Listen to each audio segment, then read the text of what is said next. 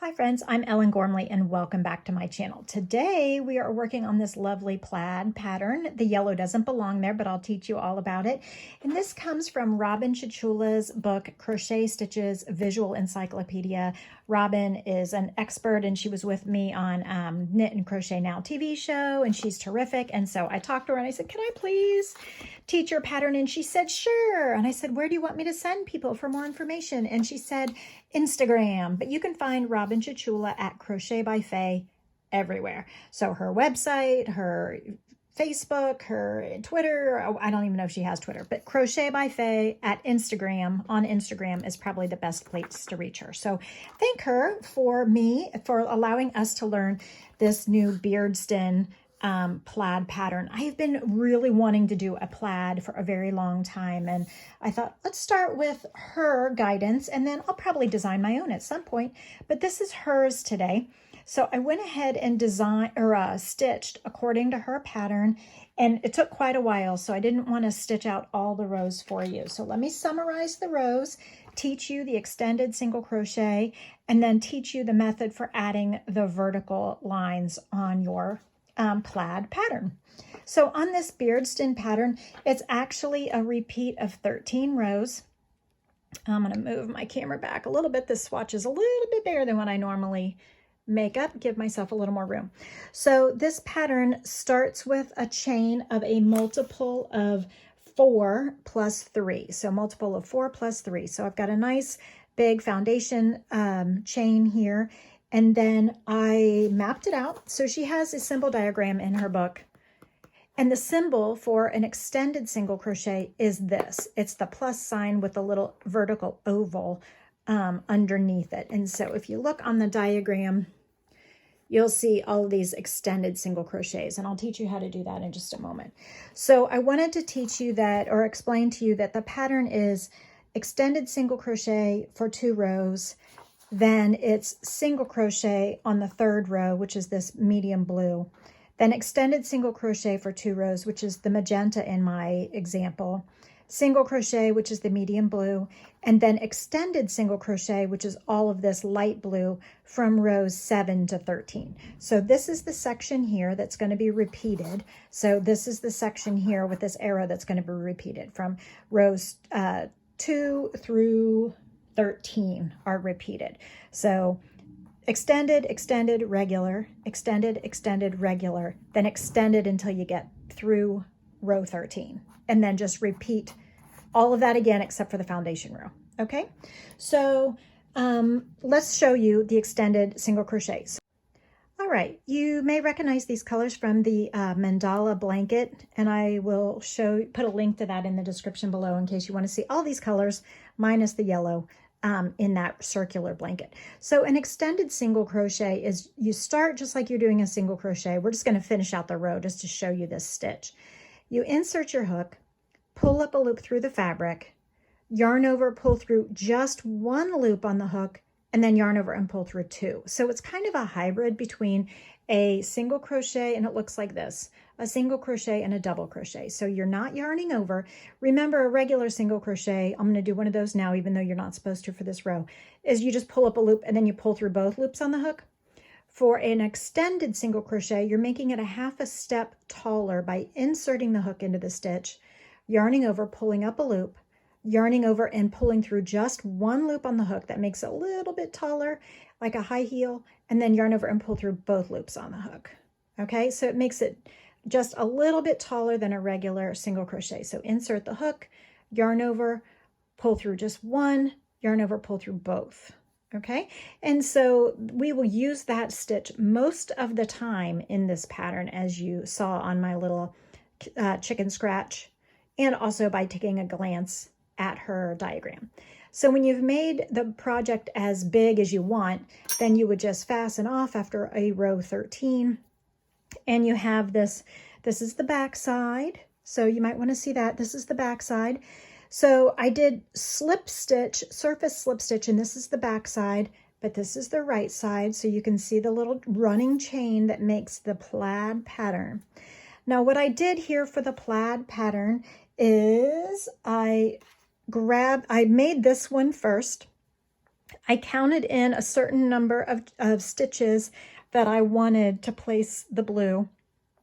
And then I made sure to place it that many stitches in.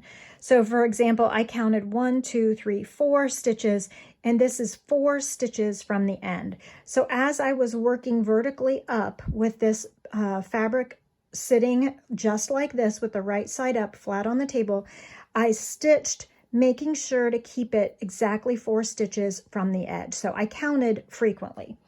Then I decided, where's the yarn that I want to use? Oh, here it is. Then I decided that it would be smarter if I took a waste yarn like the yellow and took a tapestry needle and wove the waste yarn through the fabric where I want the running stitch to go, or one stitch over from where I want the running stitch to go, the surface slip stitch, so that I could visualize and make sure it's straight.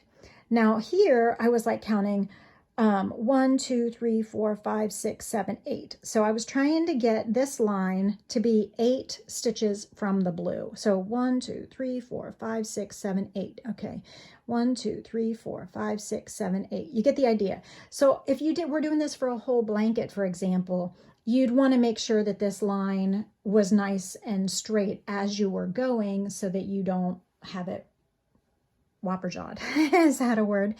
So while I was making this one, I finished the whole thing and then I realized that doesn't really look right. So what I did is I pulled up the yarn in the middle, cut it, and then made sure and straightened it out. So this was one piece of yarn, and then I just straightened out this section in the middle so that I would make sure that it was nice and straight.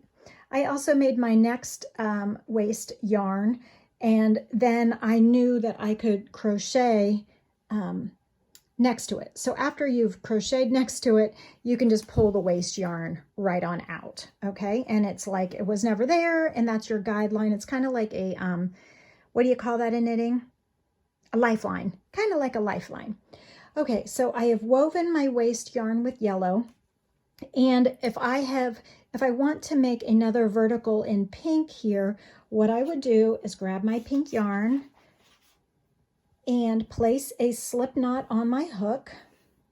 I need to decide if I'm placing my stripe, my vertical stripe, exactly in that spot or just next to it, or what I want to do. So over here, I was 1, 2, 3, 4, 5 stitches, 1, 2, 3, 4, 5 stitches away from the blue. So 1, 2, 3, 4, 5 stitches, 1, 2, 3, 4, 5 stitches. Okay, so I need to put it right where the yellow is, or I could put it next to it, but it wouldn't be the same as over here. So what I want to do is take the slip knot, place the slip knot on the back side of my fabric. With my hook on the right side, the correct side, the public side of the fabric, I'm going to stab my hook through the fabric, put the loop on the hook, tighten it up for tension. Holding this tension yarn on the back side, I'm going to pull up my loop on the front side, okay? So here's where we are. Now, this is kind of crocheting blind. Now, I can, if I want, so that it doesn't get tangled, remove the yellow as I go. But what I'm going to do is holding this tail on the back and keeping a good tension here, I'm going to stab the yarn, my hook, from the front to the back. Then I'm going to yarn over with the pink and pull it through the fabric and through the stitch. So it is a slip stitch and it is fiddly, but you will get the hang of it. And I think it's harder on the edges of the fabric where you've got these other tails to weave in. So it might behoove you to weave in all of the cut tails before you try to do this. I don't know. So keeping the same line, making sure that we're right on target, I'm going to keep stabbing through to the back, grabbing the working yarn, pulling it through the fabric and through the stitch, stabbing it and pulling it through. It's just a running slip stitch, a surface slip stitch. If you want, you can pull out the yellow while you're going, just a little bit, or you can wait until the whole row is done before you pull out the yellow, but I'm afraid it would be somewhat so we can leave the yellow in there and just crochet over the top of it. But you might have a tricky little endeavor if you split that yellow yarn to get it all out. Like, I don't think it's going to pull out smoothly if you leave it in there as your guide. But certainly leaving it in there as your guide makes sure that you are placing your stitches exactly where you want them. And I'm just placing, stabbing in the stitch above and below each row. So it's not really rocket science. You're just going to find an easy spot where your hook wants to go in, and it's going to naturally go there. You might end up splitting a stitch, but it's not the end of the world. Your hook is going to want to go in the gap between stitches.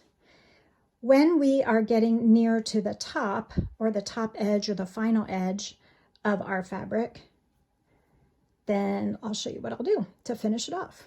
So we've got these. Okay. So what I will do now is make my loop big, stab from the back side, put the loop on, tension it, because you're pulling that loop through to the back of the fabric. Okay, and then you will cut your yarn and weave the cut end through the hole where the hook had been, and snug it just tight, just gently. Okay, now to get that yellow piece out of there, let's see if we can pull it through. Yeah, okay, I was able to pull it through, no problem. So we have this nice running crochet chain up the front of the fabric. So then we can pull out all the yellows. I mean, I probably would do another blue one over here to match this, and this would be the pattern that's repeated. But anyway, it's fun. It's a lot of fun, and it's sort of done for my swatch, enough to give you an idea. I wanted to say, oh, if you are going to put these surface slip stitch chains all the way up, you might want to go in the same direction. So always start at row 1 and move up to your final row. Don't like do a couple this way and then pick it up and forget, and then do a couple that way, because you probably just want to be consistent. Anyway, I hope you have had fun, a nice, relaxing, and valuable use of our time. I love this pattern. I can't wait to design my own plaid situation going on. Please don't forget to go find Robin Chichula wherever you do social media, but especially on Instagram at Crochet by Faye with an E. And I'm Ellen Gormley. Thank you so much for visiting. See you next time.